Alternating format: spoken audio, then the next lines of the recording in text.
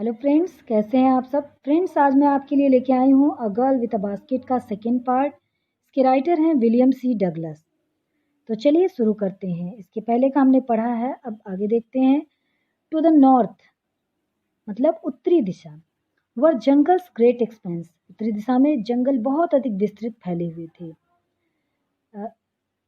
Of grass higher than a man's head and unbroken except for an occasional clump of tree, the home of tigers, elephant, pythons and cobra। कहते हैं कि उत्तरी दिशा में बहुत अधिक जंगलों का विस्तार था और घास बहुत ही लंबे लंबे थे, इतने लंबे थे कि मनुष्य के सर से भी लंबे, इतने लंबे लंबे घास थे। और कहीं कहीं क्लम्प ऑफ ट्री, पेड़ों के झुरमुट भी थे। द होम ऑफ टाइगर, जो कि टाइगर, एलिफेंट, पाइथन्स और कोबरा के घर थे। मतलब इतने बड़े बड़े जानवरों का वो क्या था, शरण स्थली था। इतना लंबा वहां पे घास था कि यहाँ पे कोई भी जानवर छिप सकता था। Everywhere, everywhere is there were flat land running to the horizon. प्रत्येक स्थान पर मतलब हम हर जगह पर बिल्कुल मैदान ही मैदान दिखाई दे रहा था। दूर क्षितिज तक दिखाई पड़ता था, ऐसा लगता था कि दूर क्षितिज तक ये मैदान है।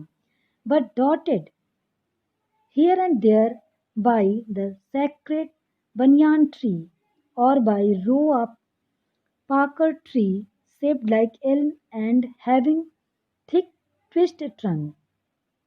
लेकिन यहाँ वहाँ बीच बीच में कहीं कहीं, लेकिन यहाँ वहाँ पवित्र जो है उसका बरगद का पेड़,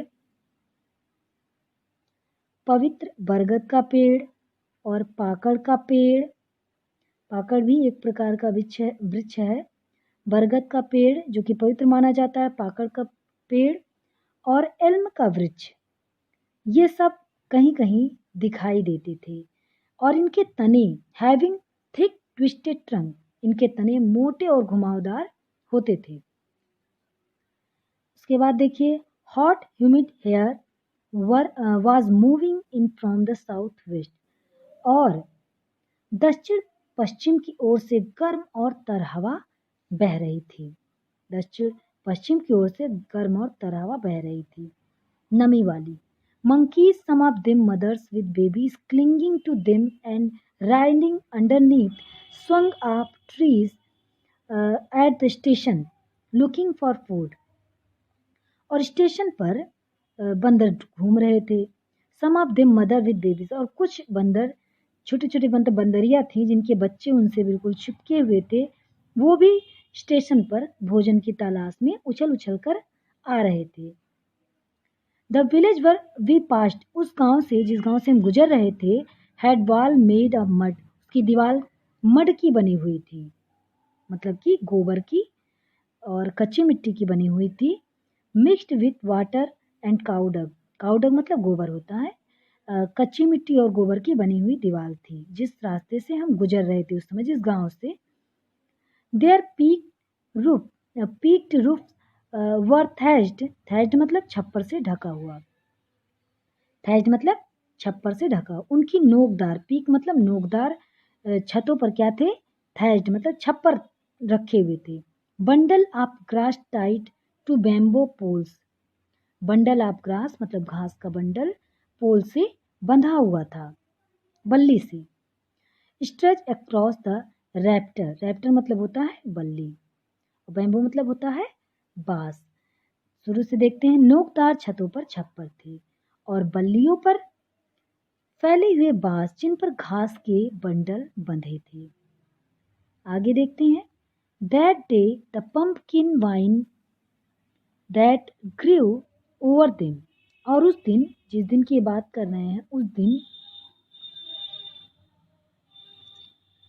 over them were in Bloom, trailing streak of yellow over drab wall. क्या कहते हैं कि उस दिन, जिस दिन की बात कर रहे हैं, दैट डे पंपकिन वाइन मतलब कि कद्दू के जो बेल थे, पंपकिन वाइन कद्दू के बेल, दैट ग्रीव ओवर देम जो कि उसके ऊपर मतलब उस छत के ऊपर लगे हुए थे, वर इन ब्लूम उस पर फूल खिले हुए थे, उस पर फूल खिले हुए थे।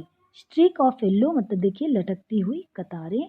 स्ट्रिक मतलब होता है देखिए क्या लिखा, लटकती हुई कतारें। ट्रेलिंग स्ट्रिक, ट्रेलिंग स्ट्रिक मतलब होता है लटकती हुई। ट्रेलिंग स्टिक येल्लो मतलब लटकती हुई कतारें पीले पीले फूलों की। ओवर ड्राइव वॉल मटमैली दीवालों पर। ऐसा लग रहा था कि पीले रंग की कोई चीज है जो दीवालों पर टेढ़ी मेढ़ी रेखाएं से लग रही थी। अब आगे देखते हैं। एट वन स्टेशन, एक स्टेशन पर my routine of talking with the people was interrupt.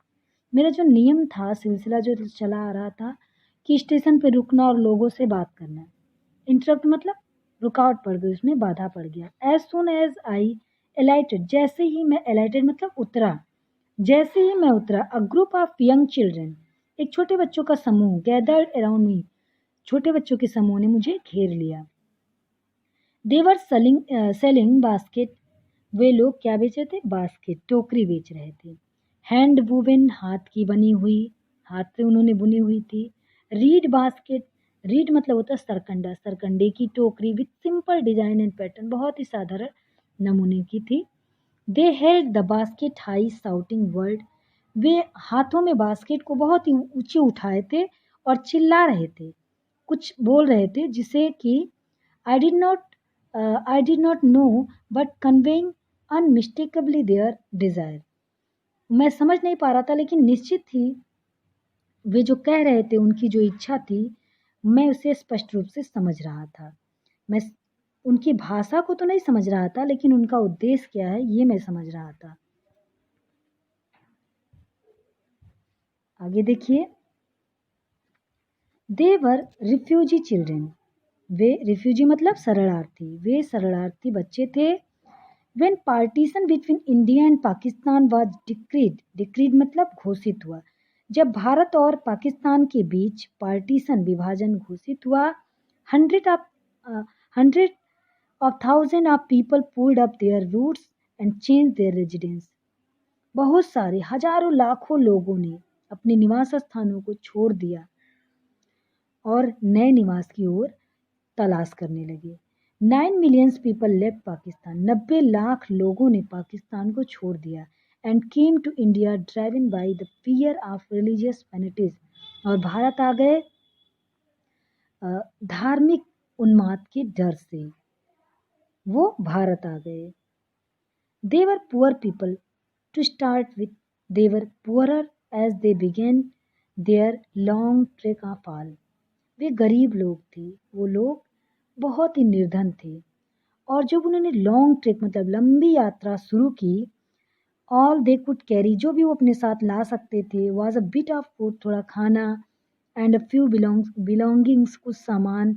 Soon they were out of food, और शीघ्र ही वे आउट ऑफ फूड हो गए, मतलब उनके पास भोजन खत्म हो गए।